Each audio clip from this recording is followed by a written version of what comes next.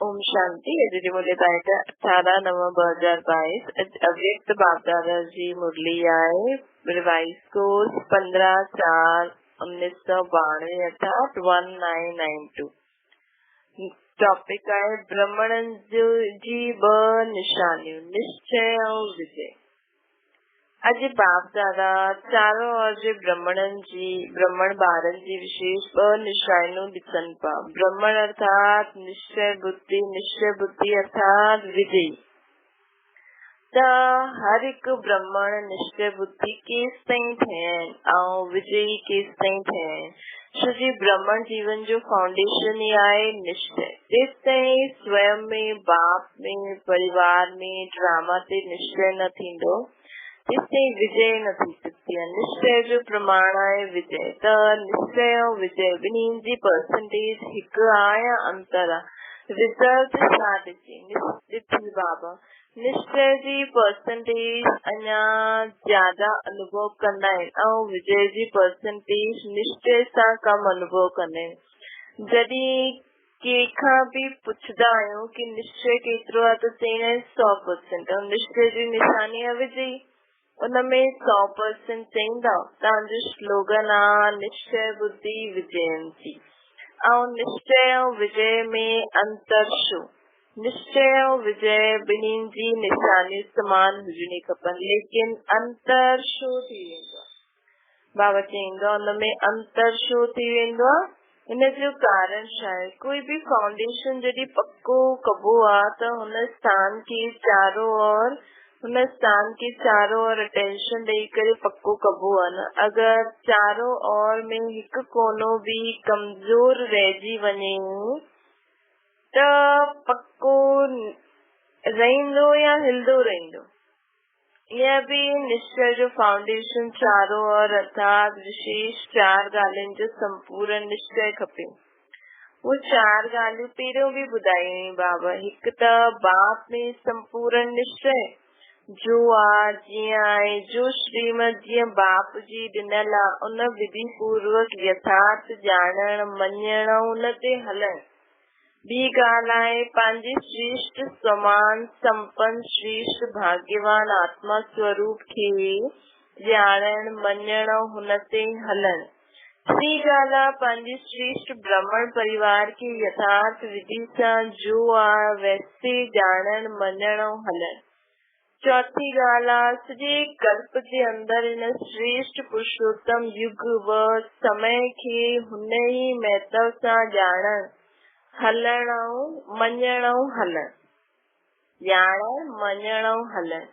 इन 4 ॻाल्हियुनि में त जो अटल निश्चय बुद्धि आहे ऐं चारों में परसेंटेज आहे त हुनखे संपूर्ण निश्चय बुद्धि चईंदासीं। ये चारों ही निश्चय जो फाउंडेशन जो स्तंभ है। सिर्फ हिकु बाप में निश्चय ऐं 3 ॻाल्हियुनि मां सां कोई भी स्तंभ कमजोर आहे सदा मजबूत आहे। कॾहिं हिलंदो कॾहिं अचल रहंदो आहे त उहो हलचल हार खिलाईंदी आहे, विजय न ठाहींदा आहिनि। कोई भी हलचल कमजोर ठाहे छॾंदी आहे ऐं कमजोर सदा विजयी न थी सघंदो आहे। हिन करे निश्चय ऐं विजय में अंतर पइजी वेंदो आहे। बाप दादा जे साम्हूं ॾाढा ॿार भोला ठही करे रोअरियान कंदा आहिनि। असांखे निश्चय त पूरो आहे बाबा मां तव्हांजो आहियां तव्हां मुंहिंजा आहियो, ये त पक्को आहे। 100% त छा 500% निश्चय चईंदासीं, लेकिन हलचल भी आहे। पोइ मञण जे लाइ चईंदा आहिनि तव्हां त असांजा आहियो न, पक्का कराईंदा आहिनि।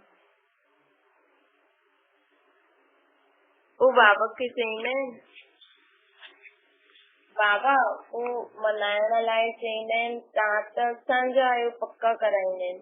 ॾाढी भोली ॻाल्हियूं कंदा आहिनि। मां जो आहियां जीअं आहियां तव्हांजी आहियां तव्हांजो ई आहियां। जो बाप भी चईंदो आहे तव्हां जो आहियो जीअं आहियो मुंहिंजा ई आहियो, लेकिन बाप जो आहे जहिड़ो आहे तव्हांजो आहे। भोलो ठहण सुठो आहे, दिल सां भोलो ठहो, लेकिन ॻाल्हियुनि सां कर्मनि सां भोलो न ठहो। दिल सां भोलो भोलेनाथ खे प्यारा हूंदा आहिनि। ॻाल्हियुनि में भोलो स्वयं खे बि धोखो ॾेई छॾींदो आहे त ॿियनि खे बि धोखो ॾींदो आहे। ऐं कर्म में भोलो पंहिंजो बि नुक़सान कराईंदो आहे ऐं सेवा जो बि नुक़सान कराईंदो आहे। त बाबा चए थो दिल सां भोलो ठहो कि असां सभु कुछ बाबा जो आहे, लेकिन जॾहिं कर्म क्षेत्र में ईंदा आहियूं न, मां तव्हांजो तव्हां मुंहिंजो, बाबा सां हिकदमि भोलेपन में, जीअं नंढा ॿार हूंदा आहिनि न, केॾा मासूमियत सां, लेकिन उन्हनि जी ॻाल्हियुनि में दिल सां भोला हूंदा आहिनि, लेकिन ॻाल्हियुनि ऐं कर्म में अगरि वो भोलापन ॾेखारींदा आहिनि त उन्हनि खे ॿार सम्झी छॾे छॾंदा आहिनि। लेकिन असां दिल सां भोलो, लेकिन ॻाल्हियुनि ऐं कर्म में त असांखे समझदारी सां ध्यान में रखिणो खपे न सभु, न त धोखो खाई छॾंदासीं। इन करे दिल सां भोलो ठहो, बिल्कुलु सेंस अहिड़ो भोलो, अर्थात विकारनि जी बिल्कुलु अविद्या। सेंस अर्थात महान आत्मा, लेकिन ॻाल्हियुनि में प्रकारदर्शी ठही करे ॻाल्हियूं ॿुधो ॻाल्हायो। बाबा चईंदा विकारनि जी अविद्या हुजे, ये तो सम्झ में आयो, लेकिन कोई ईअं न असांखे विकारनि जे वश फसाईंदो वञे, पोइ असां चऊं असांखे त विकारनि जे बारे में कुझु पतो ई न आहे, हुन ईअं ग़लति कमु करे छॾियो, ईअं न, ईअं भोलो न ठाहिणो आहे। कर्म ऐं ॻाल्हियुनि में ध्यानु रखणो आहे, लेकिन स्मृति में हिकदमि कुझु ग़लति ईअं थिए थो, माण्हू हिक ॿिए सां कुझु ग़लति करनि था, त हुन समय असांखे असां सां कुझु ग़लति न थिए, उहो हुन में असांखे ध्यानु रखणो आहे। त बाबा चए थो कि हिकदमि महान आत्मा, लेकिन ॻाल्हियुनि में त्रिकालदर्शी ठही करे ॻाल्हियूं ॿुधो ऐं ॻाल्हायो। कर्म में ऐं हर कर्म जे प्रमाण खे नॉलेजफुल थी करे ॼाणो, पोइ करो। ईअं न कि थियणो त न खपे लेकिन थी वियो, ॻाल्हाइणो न खपे लेकिन ॻाल्हि निकिरी वई, बोल निकिरी आहे। इन सां सिद्ध आहे कि कर्म जे प्रमाण खे न ॼाणण भोलेपन में कर्म करे वरितो। ईअं न सम्झो कि असां त भोला आहियूं इन करे ईअं थी वियो, ईअं पंहिंजे पाण खे छुड़ायो न। दिल जो भोलो सभिनि खे प्यारो हूंदो आहे, त सम्झो भोलो कंहिंमें ठहिणो आहे। त निश्चय ऐं विजय खे समान ठाहिण जी विधि छा थी? चारों तरफ़ छहनि ॻाल्हियुनि में समान परसेंटेज वारो निश्चय हुजे।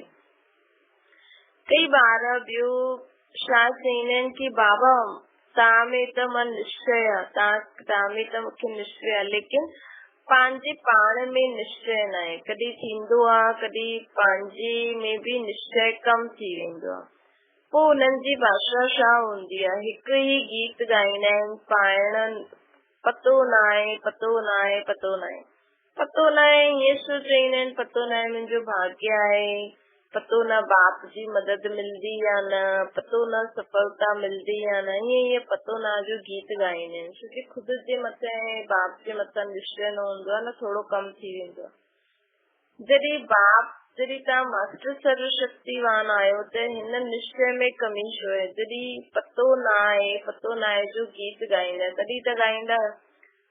हाणे तव्हां वटि जो चीज आहे हिनखे तव्हां श्योरिटी सां चईंदा न, निश्चय थी करे मूं वटि इहा चीज आहे, हिनखे मां ईअं यूज़ करे सघंदो आहियां। त जॾहिं तव्हां चओ त मां मास्टर सर्वशक्तिवान आहियां, त कोई बि कर्म असां करूं था त उसमें पतो न आहे छा? छा थींदो आहे कि बाबा असां त तव्हांखे ॾिसी करे सौदो कयो, असां तव्हांजा हुयासीं, तव्हांजा आहियूं, तव्हां असांजा आहियो, असां तव्हांजा आहियूं। हिन ब्राह्मण परिवार सां सौदो थोरी कयो। ब्राह्मण परिवार खिटखिट आहे, तव्हां ठीकु आहियो, खिटखिट आहे, तव्हां ठीकु आहियो। ब्राह्मणनि जे संगठन में हलणु मुश्किल लॻंदो आहे, हिकु आपस में हलणु सहज आहे, तव्हां सां हलणु सहज आहे, लेकिन ब्राह्मण परिवार सां हलणु सहज आहे। त बाप दादा बि छा चईंदा, मुस्कुराईंदो आहे। अहिड़ा ॿारनि सां बाप दादा जो हिकु प्रश्न आहे, जी अहिड़ी आत्मायूं प्रसन्न चित न रहंदियूं आहिनि, प्रश्न चित ॾाढी कंदियूं आहिनि, ईअं छो, ईअं थींदो आहे छा? त उहो प्रसन्न चित आत्मा न रहंदी आहे, प्रश्न चित आत्मा। बाप दादा भी उन्हनि सां प्रश्न कंदा आहिनि कि तव्हां आत्मा मुक्ति धाम में रहण वारा आहियो या जीवन मुक्ति धाम में अचण वारा आहियो। मुक्ति में रहणो आहे, पोइ जीवन मुक्ति में अचणो आहे, त जीवन मुक्त में सिर्फ बाबा ब्रह्मा हूंदो या राजधानी हूंदी, सिर्फ ब्रह्मा और सरस्वती राजा रानी हूंदा छा? जीवन मुक्ति जो वरतो पाइणो आहे। तव्हां माण्हू चैलेंज कंदा आहियो कि आर्य सनातन धर्म ऐं अन्य धर्म में ॾाढो वॾो अंतर आहे, उहो धर्म स्थापन कंदा आहिनि, तव्हां धर्म और राज्य ॿई स्थापना था करो। ये पक्को आहे न, धर्म जी स्थापना और राज्य जी भी स्थापना करो था, त राज्य में छा हूंदो? सिर्फ हिकु राजा रानी थोड़ी हूंदो, हिकु राजा रानी ऐं तव्हां हिकु ॿार ऐं हिकु बालिकी, उन्हनि जा 2 ॿार भी हूंदा, बस ईअं थोड़ी हूंदो, अहिड़ो राज्य हूंदो छा? त असां राजधानी में अचूं, ये यादि रखो। राजधानी में अचण असां ब्राह्मण परिवार में संतुष्ट रहण, श्रेष्ठ संबंध में अचण। हाणे बाप दादा पुछंदा आहिनि सभिनि सां कि तव्हां माला में अचणु चाहींदा आहियो या चईंदा माला खां ॿाहिरि रहिजी वञो त ठीकु आहे, हर्जो न आहे। माला में अचणो आहे न, चाहे 108 में चाहे 16,108 में, लेकिन अचणो त आहे न। त ॿारनि हाजी कयो। पोइ हाणे ब्राह्मण परिवार सां छो घबराईंदा आहियो? असां बाबा खां नॉलेज वठी करे पोइ असांखे उहा नॉलेज हिन परिवार में त यूज़ करणी आहे न।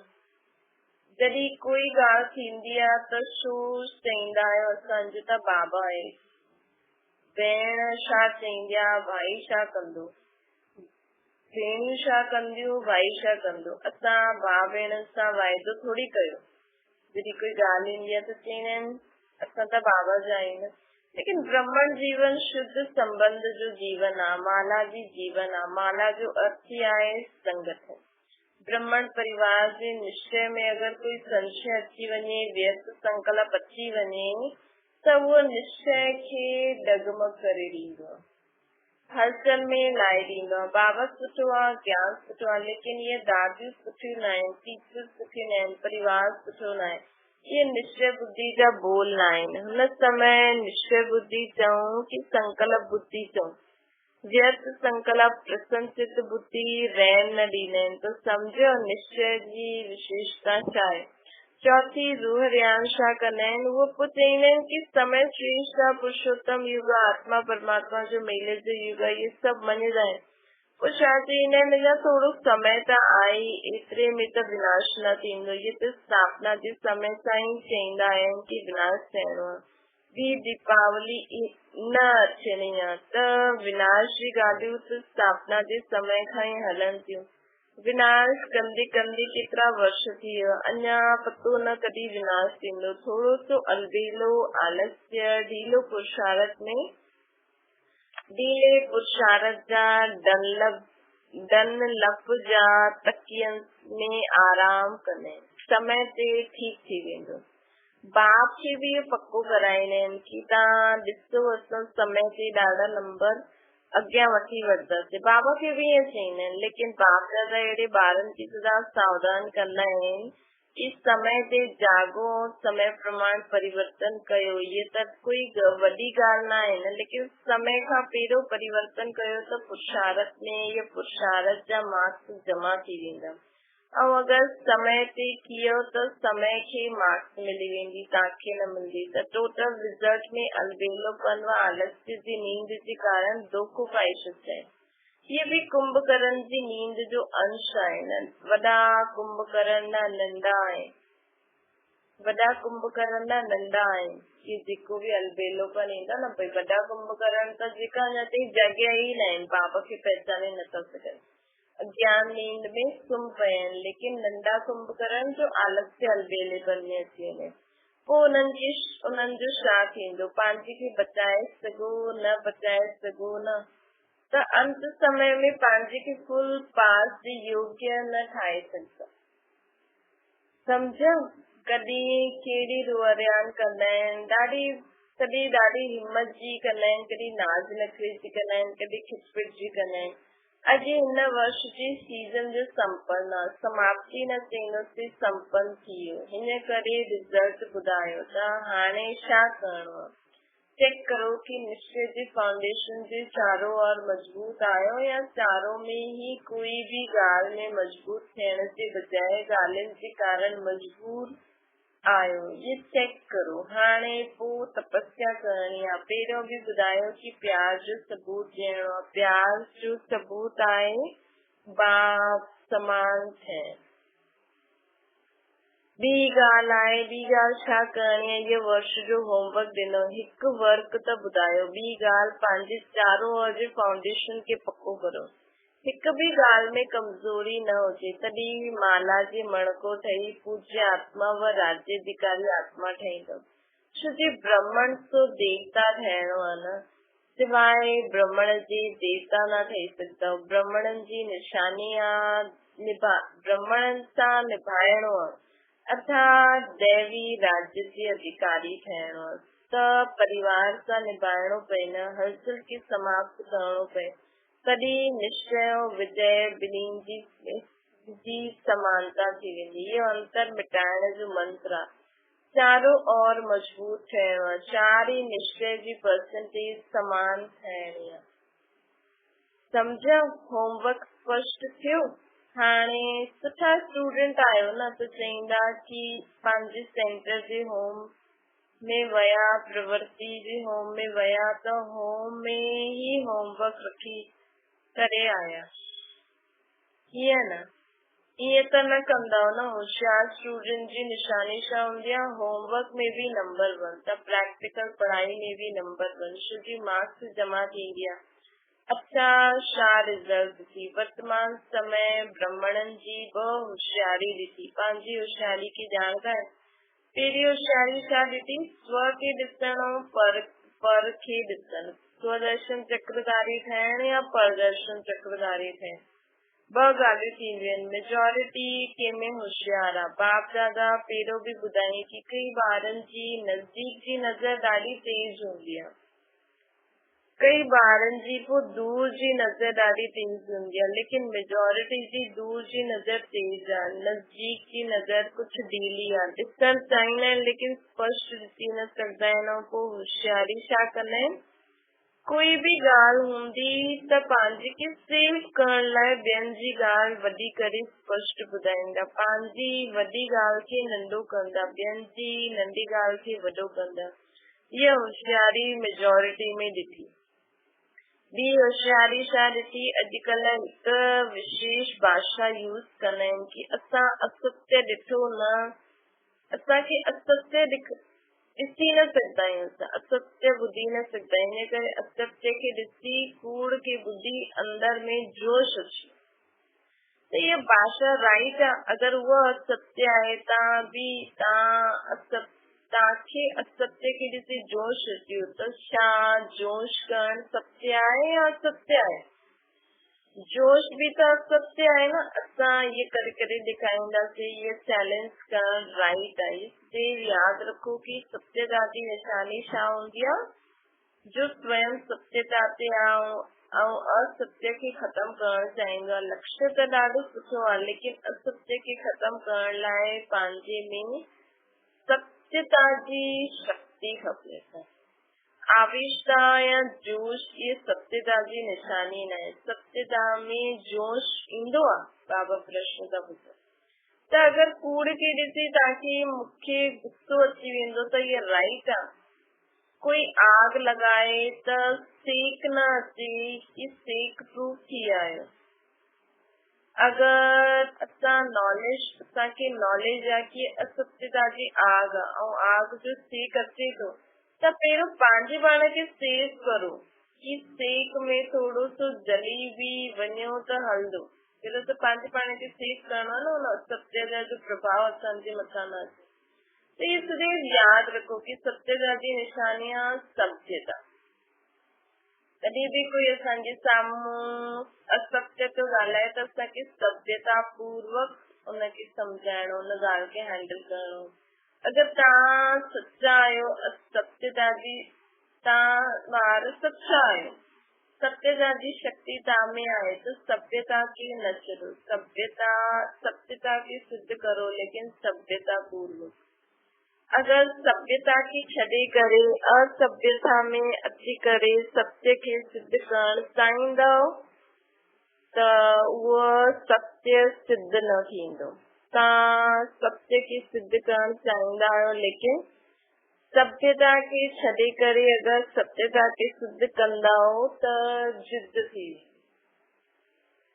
सिद्ध न थींदो। असभ्यता जी निशानियां जिद्द ऐं सभ्यता जी निशानियां निर्माण। सत्यता के सिद्ध करण वारो सदैव स्वयं निर्माण थी करे सभ्यता पूर्वक व्यवहार कंदो। समझो बि होशियारी शइ, ये होशियार न ठहो त इहा बि होमवर्क आहे कि अहिड़ी होशियारी खे छॾे करे हाणे निर्माण ठहियो। बिल्कुल निर्माण, मां राइट आहियां, ये रॉन्ग आहे, ये निर्माणता न आहे। दुनिया वारा बि चवंदा आहिनि कि सत्य खे अगर कोई सिद्ध कंदो आहे त कुझु न कुझु समायल उहो हूंदो आहे। कई ॿारनि जी भाषा थी वई आहे कि मां बिल्कुल सच ॻाल्हाईंदो, 100% सच थो ॻाल्हायां, लेकिन सत्य खे सिद्ध करण जी आवश्यकता न हूंदी आहे। सत्य त ऑलरेडी सिद्ध हूंदो ई आहे। सत्य अहिड़ो सूर्य आहे जो कॾहिं छुपी न सघंदो आहे। चाहे केतिरो बि दीवारियूं कोई अॻियां अची वञनि लेकिन सत्यता जो प्रकाश कॾहिं बि छुपी न सघंदो आहे।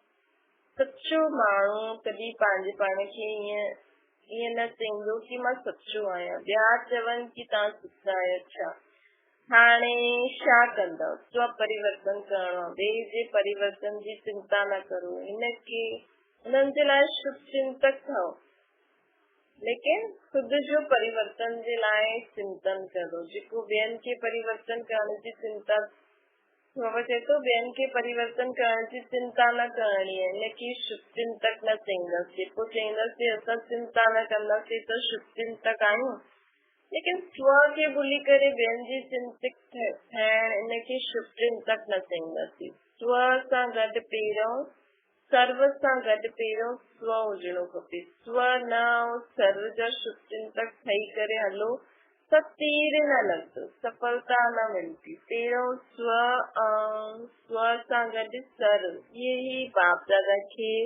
बाप दादा जो ॿारनि सां दिल जो प्यार आहे। बाप दादा जो प्यार जी निशानी आहे कि प्यार करण वारे जी कोई कमी बाबा ॾिसी न सघंदा आहिनि, कोई कमी ॿुधी न सघंदा आहिनि, हुनखे बि संपन्न ठाहींदा। ये दिल जो सच्चो प्यार, बाप दादा दिल वालो आहे, इन करे दिल जो प्यार आहे। हर हिकु ॿार खे समान और श्रेष्ठ ॾिसणु चाहींदा आहिनि बाबा। हर हिकु ॿार खे सफलता मुहूर्त ॾिसणु चाहींदा आहिनि बाबा। मेहनत मुहूर्त न, सभी सफलता मुहूर्त। छा चारों ओर जी सदा निश्चय बुद्धि श्रेष्ठ आत्माएं सदा निश्चय और विजय की समानता में लाइण वारियूं तीव्र पुरुषार्थी आत्माओं के सदा समान में रही स्व परिवर्तन और सर्व जी परिवर्तन के यथार्थ कल्याण जी भावना रखण वारी आत्माउनि खे सदा बाप जे समान थे प्यार जो सबूत ॾियण वारी आत्माउनि खे सदा यथार्थ रोह बयान करे व्यर्थ ॻाल्हियुनि खे समाप्त करण वारी आत्माउनि खे दिल वालो बाप दादा जो यादि प्यार ऐं नमस्ते। वरदान आहे नेगेटिव खे पॉजिटिव में परिवर्तन करण वारा स्व परिवर्तक तो विश्व परिवर्तक।